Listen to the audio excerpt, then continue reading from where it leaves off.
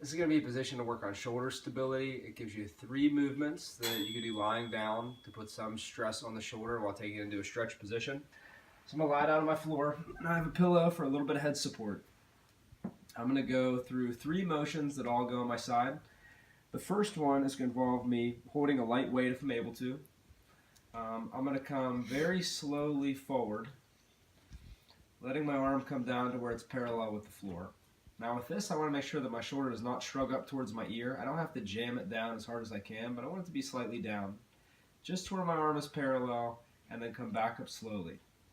I want to do my best as I come back up to try and keep my midsection somewhat perpendicular to the floor. So I see people as they do this kind of starting to lean back like this, which makes it easier. And I'm not quite getting all the way into that stretch position for my shoulders. So really make sure as your arm comes up, and you'll see when I turn around, that my arm does get to vertical and it is somewhat parallel with my trunk, that my torso doesn't start to shift back. So this is position number 1. I want to make sure I come down nice and slow, just to where my arm is parallel to the floor, and back up slowly. And now option number 2 is going to be starting here, and like I talked about with the last exercise, making sure that my upper body doesn't start to rock back.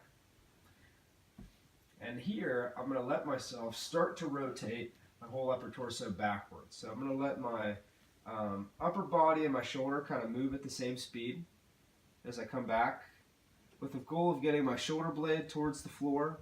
I can reach my arm back a little, but I don't want it to go so far that my hand reaches beyond my midsection, my shoulder pops forward. So as I'm coming back, I want to lower back slowly, keeping my knees together. My arm is at about a right angle, maybe even a little bit higher from my trunk, just to where I feel a little tension, and then I come back once again all the way to straight up and down, not staying in this sag back position. Then the third piece is going to be going overhead. So nice and slow, coming overhead, arm up towards my ear. If I get any pinching or compression in the top of the shoulder, I stop and come back down. But if I'm able to, I want to really slowly lower. And I think about kind of sucking my arm or my humerus down away from my ear. I don't want to let it ride up like this as my arm goes overhead. So I think about pulling this down a little bit into my armpit as my arm slowly elevates. And I can go as far as comfortable. This is nice because it puts me in a little bit of a lat stretch and then engages that area to pull me back out of that position. So real quick, 3 options, right? 1 where I start up top and lower slowly down in front, keeping my shoulder down away from my ear, and come back up. 1 that loads me back into rotation, which is nice because it has me engage some muscle controls. I'm going through thoracic rotation and a pec stretch.